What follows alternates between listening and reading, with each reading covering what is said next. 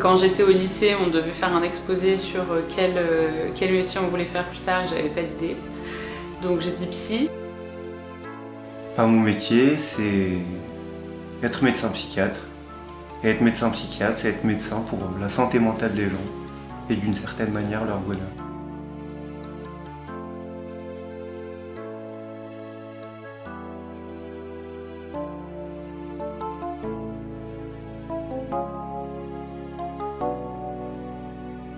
J'ai toujours un peu voulu faire ça, de plus loin que je me rappelle quand j'ai commencé à vouloir faire un métier. Je suis interne en psychiatrie. Je fais des gardes essentiellement, c'est ça. C'est ma vie, des gardes et des études. Pour moi, la santé, elle passe beaucoup par la santé mentale. Et quand le mental va mieux, le corps va mieux.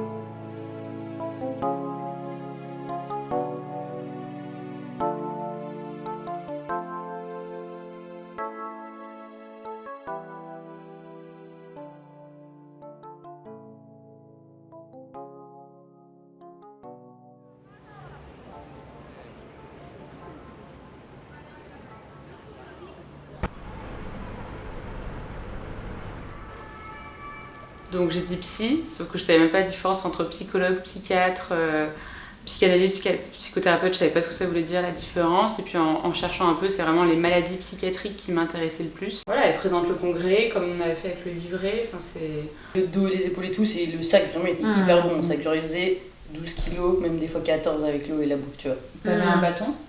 J'avais des bâtons, ouais. Pour moi, c'est l'aspect qui est la plus à la croisée entre la médecine du coup, mais aussi des aspects plus humains, psychologiques, sociaux, et que je trouve que l'individualité du thérapeute elle est plus importante que dans d'autres pays. D'autres personnes en tant que thérapeute, elle a un impact différent en fonction des patients, parce que la manière dont on traite nos patients, c'est d'avoir plutôt une rencontre avec un autre individu.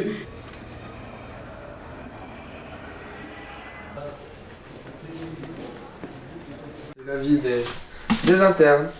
Le surcongelé, c'était un choix de corps, c'était un choix de patient. J'aime comprendre un peu le comportement des gens, j'aime comprendre moi-même, comprendre comment le magie du cerveau humain fonctionne.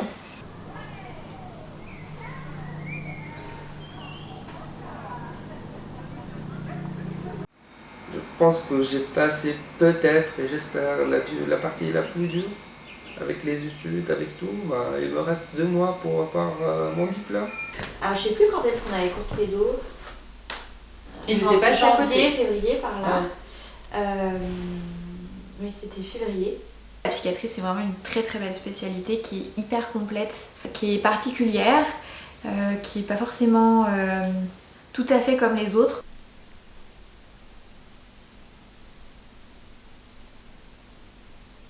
Et puis le lien avec les patients est vraiment hyper valorisant. Moi, dans ce métier, je me sens super bien. Je trouve que j'ai un quotidien génial et il y a une énorme satisfaction au quotidien parce que on aide les gens et déjà avoir le sentiment d'utilité, c'est extraordinaire. L'être humain, c'est un peu sa fonction de base, c'est s'aider lui-même et aider son entourage. Et ouais, on a des avant-après qui sont extraordinaires et des gens qui deviennent super bien, super heureux et qui peuvent profiter à nouveau de leur famille, de leurs proches, de leurs amis, repartir au travail, devenir des membres actifs de la société et se reconstruire. Et ça, c'est de l'or finalement.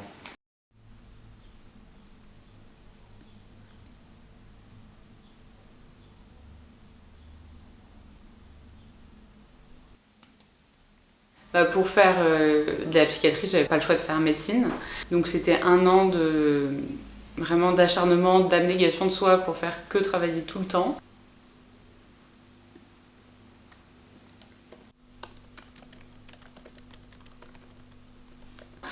Donc ça, j'en ai un souvenir d'anxiété, d'appréhension permanente, avoir l'impression de faire tout ça pour rien.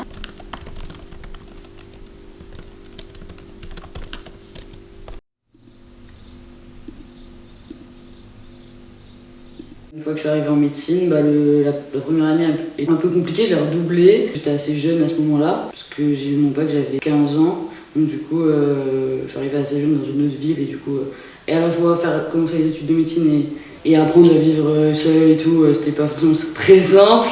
Sinon, après la suite, c'est plutôt bien passé. Il y a le nombre d'années d'études, 12, 15, 16 ans d'études. Par rapport à nos collègues, qu'on les voit avancer dans leur vie, après 2-3 ans d'études dans le bac, nous on est encore étudiants. Ouais, c'était une sacrée garde. Hein. J'arrive pas à dépasser cette garde-là. La dureté des études aussi. Hein.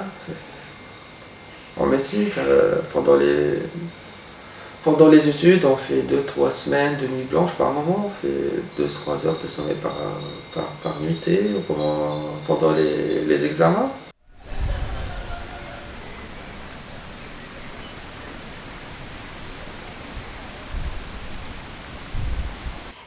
Du coup, je suis rentrée en première année, j'avais 17 ans. J'ai pas hyper bien vécu les 2 premières années de médecine. J'ai fait 2 fois la première année de médecine, qui était la PACES à l'époque. Et effectivement, j'ai pas hyper bien vécu la PACES, puisque je trouve que c'est quelque chose qui isole quand même beaucoup.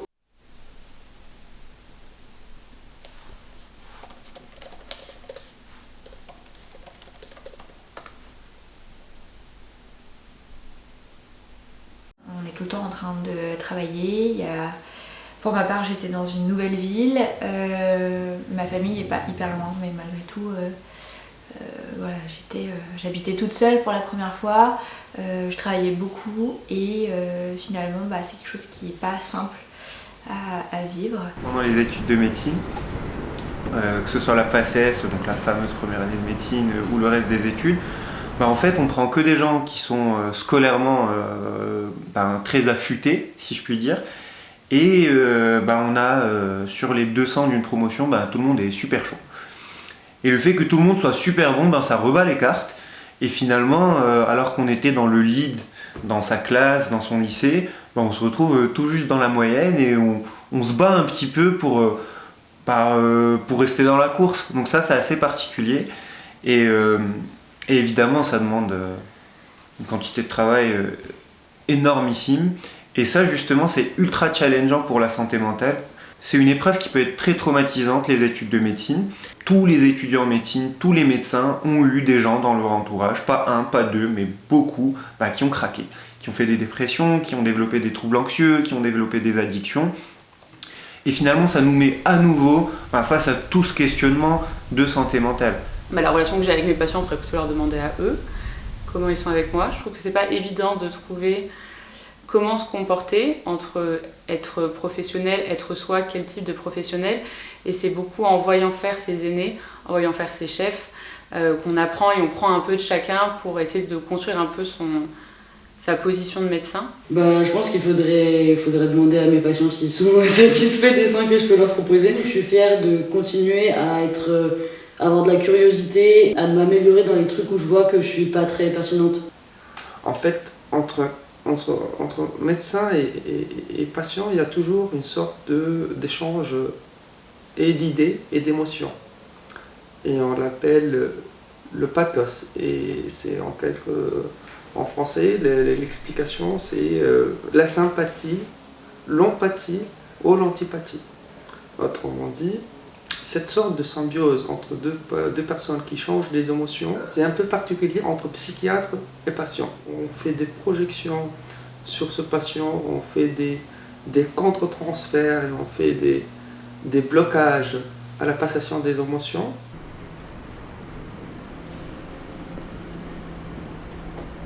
Ça doit non plus être de la sympathie, là où on plonge trop dans les émotions et on partage avec le patient tout ce qu'il a raconté, tout ce qu'il a vécu, tout ce qu'il a ressenti. Mais plutôt, on doit être dans l'empathie, c'est la confirmation des émotions.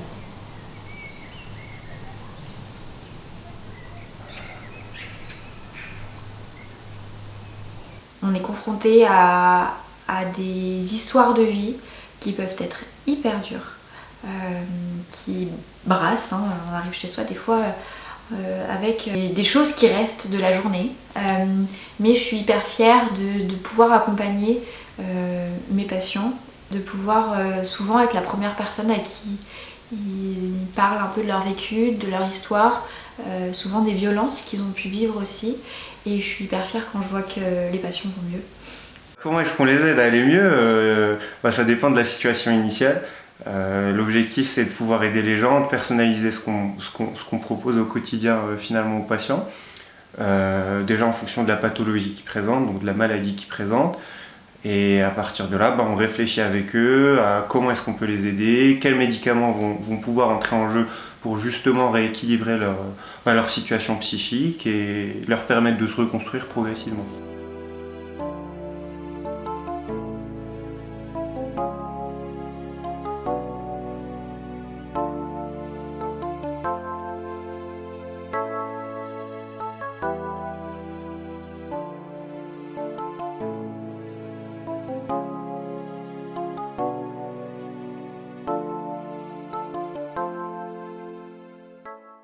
Moi, ce qui me plaît dans la pédopsychiatrie, c'est déjà le fait d'être avec quelqu'un en construction.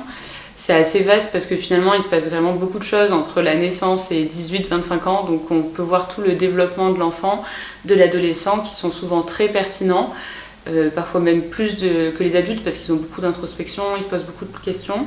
Je m'intéresse beaucoup par exemple aux patients avec des troubles de personnalité borderline. Je vois que la prise en charge des patients avec des troubles de personnalité borderline, elle s'améliore beaucoup. Je vois la différence entre le début de mon internat et maintenant où on peut proposer, où on commence à mettre en place des structures qui proposent des thérapies qui sont spécifiques pour ça. Là-dessus, y a des choses en tout cas qui pour moi vont dans un sens qui est très, très intéressant, très pertinent et prometteur dans son utilité, quoi. Je me suis orientée vers la périnatalité pour prendre vraiment le soin des parents et des bébés dans le but que les familles aillent bien finalement assez rapidement après la naissance des enfants. Je trouve que c'est hyper important de prendre soin des parents en devenir et des nouveaux parents et de leurs bébés aussi. Parce que finalement dans la période périnatale, il y a quand même beaucoup de difficultés sur le plan psychiatrique. La dépression du postpartum par exemple, c'est à peu près une femme sur 10 à une femme sur 5. Et chez les pères c'est à peu près la même chose aussi. Et on sait que quand il y a des dépressions du postpartum, chez les parents ça a un impact sur leur relation avec leurs enfants. Et le but c'est que en soignant les parents, on soigne la relation avec les enfants et donc on soigne aussi les enfants. Je me trouve plutôt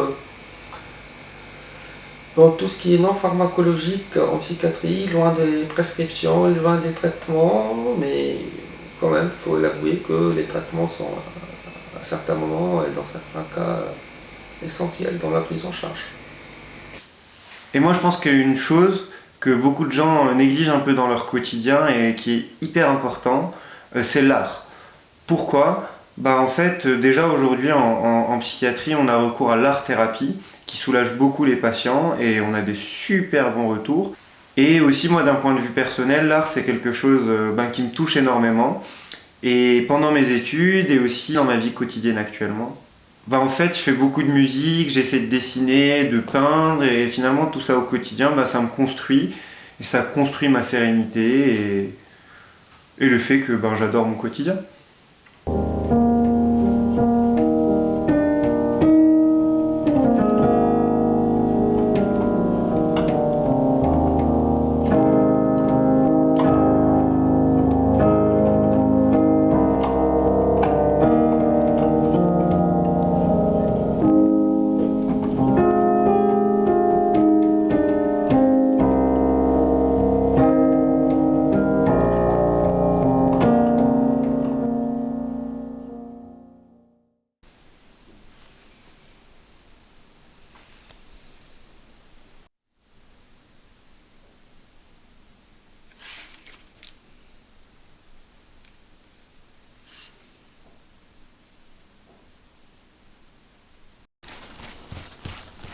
Donc je passe un coup de peinture là-dessus.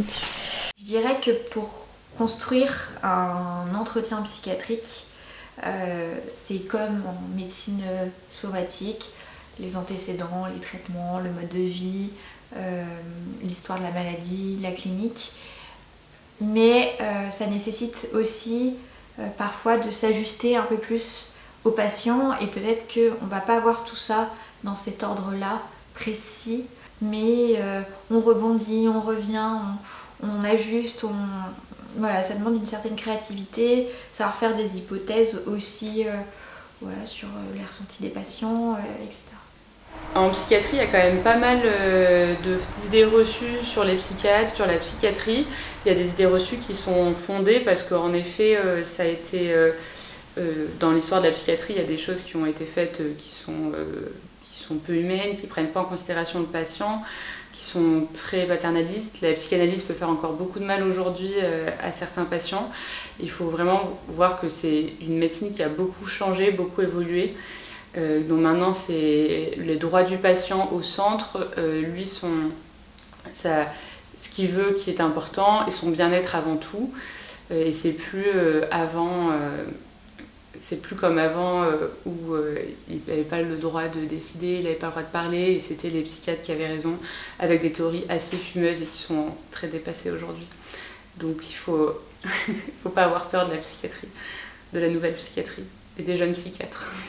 La psychiatrie, c'est plus, un peu plus mis en avant, en tout cas c'est moins tabou de parler des maladies mentales et d'aller consulter. Et donc du coup, je pense que sur le plan de la société, je sais pas si on a plus d'utilité. En tout cas, la palette de ce qu'on peut proposer est plus large, j'ai l'impression, par rapport à ce qui pouvait être le cas avant. Moi, je trouve ça très bien que la santé mentale devienne de moins en moins tabou. Pour le coup, que la parole se libère à ce sujet-là.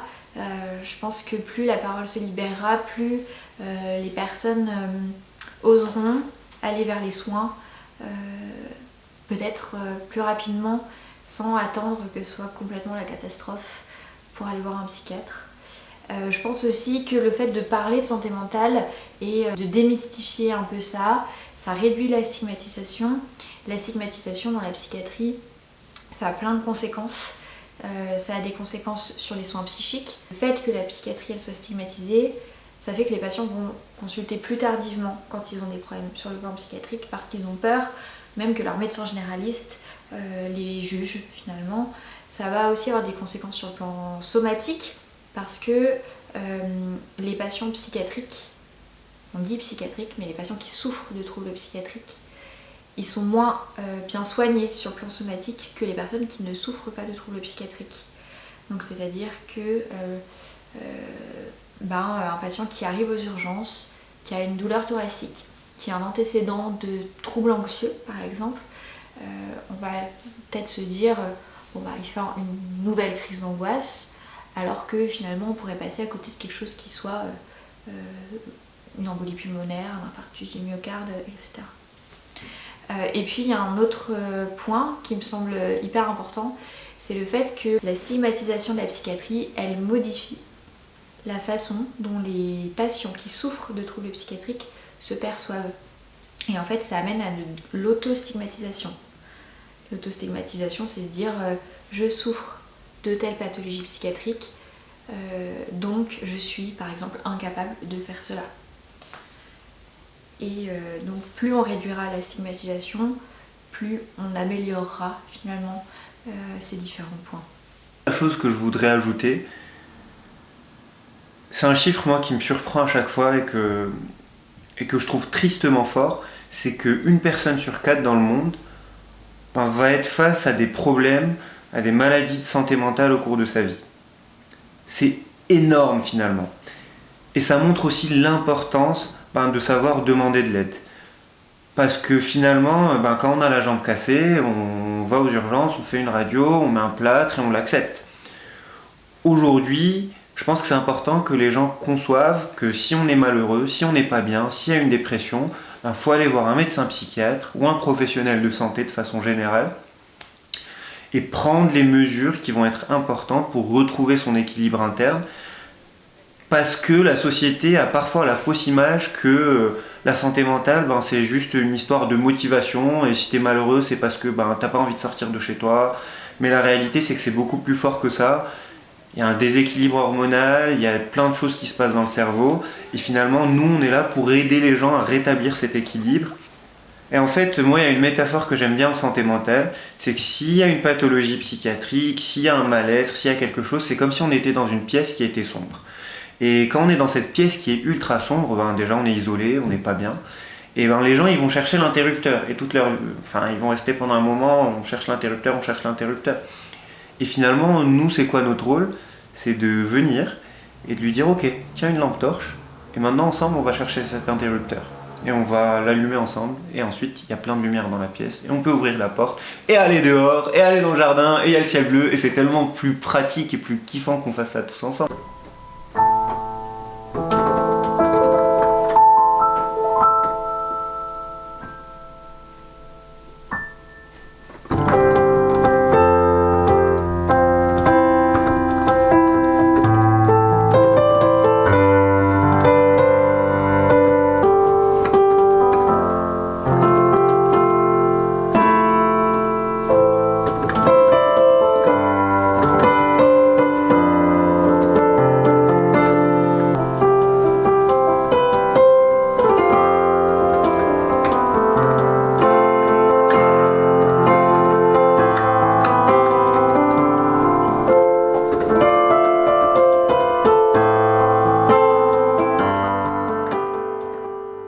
On ne sent pas de fierté ou d'utilité forcément au quotidien. Il y a parfois des patients ou des familles qui nous remercient. Souvent, ce n'est pas ceux pour lesquels on s'est donné le plus de mal. C'est pas ceux qui sont les cas les plus difficiles. Donc, c'est pas un sentiment que j'ai au quotidien. Par contre, j'ai quand même le sentiment de faire quelque chose d'honorable. Donc, j'ai repris là, au début du mois de mai l'internat pour l'année de docteur junior. Et j'ai fait 6 mois de pause pendant laquelle le travail m'a pas du tout manqué. Et du coup, je redoutais un petit peu de revenir en me disant, en fait, est-ce que ça me plaît toujours? Est-ce que ça va être bien? Est-ce que ça va me faire plaisir de retourner travailler? Et en fait, ça me fait hyper plaisir. J'aime trop ce que je fais. Là, je travaille avec des patients, sur une des structures, des patients avec des troubles de personnalité borderline. Et moi, j'adore travailler avec ces patients-là. Et du coup, en fait, ça me fait vraiment trop plaisir de revenir et je suis très contente d'aller travailler. On est très fusionnel dans ma famille, on est très fusionnel. On est 4 enfants, on est 4 garçons. Mon père, vraiment, il était toujours motivé pour être là pour nous, dans n'importe quelle activité, même dans le jeune âge, 5 ans, 4 ans, l'âge de l'expérimentation pour un petit gamin, l'âge d'avoir de l'adrénaline, d'avoir de l'énergie pour tout faire, de faire des activités sportives. Donc oui, je suis chanceux d'avoir cette scène de famille-là. Je suis heureux d'être entouré de ma famille. Ils étaient très fiers de ce que j'ai fait. J'étais le premier médecin dans la famille, et pour eux quand même c'est... par moment, on ne trouve pas les mots. Là, j'ai parlé de tout dans ma vie. Mais en arrivant pour ma famille, je n'ai pas trouvé les mots. Peut-être que tout ce que j'ai accompli dans ma vie, c'est grâce à eux. Et je les remercie.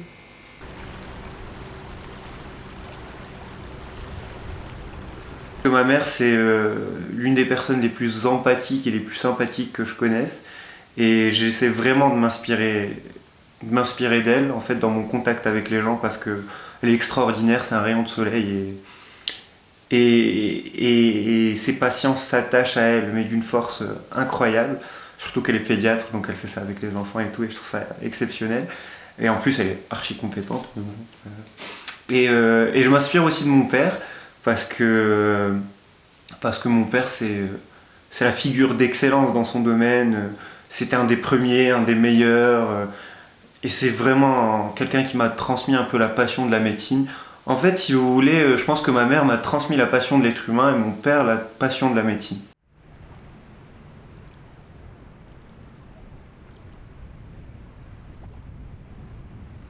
Je suis vraiment très contente du travail que je fais, je trouve que c'est l'idéal, c'est le rêve, et j'aime tout dans mon métier. Donc je suis très contente d'avoir fait ça, donc c'est pour ça que je pense aux étudiants en médecine où c'est long, c'est quand même difficile, parfois on ne sait pas pourquoi on fait ça. Une fois que les ECN sont passés et que l'internat a débuté, je me suis dit ok, bon bah t'as pas fait ça pour rien, ça valait le coup. Ce qui n'était pas facile de se dire pendant. Pendant, il fallait vraiment de l'abnégation parce qu'on ne sait pas pourquoi. Enfin, on n'a pas encore la récompense de pourquoi on fait ça, alors qu'une fois l'internat a commencé, j'ai pu me dire ça valait le coup.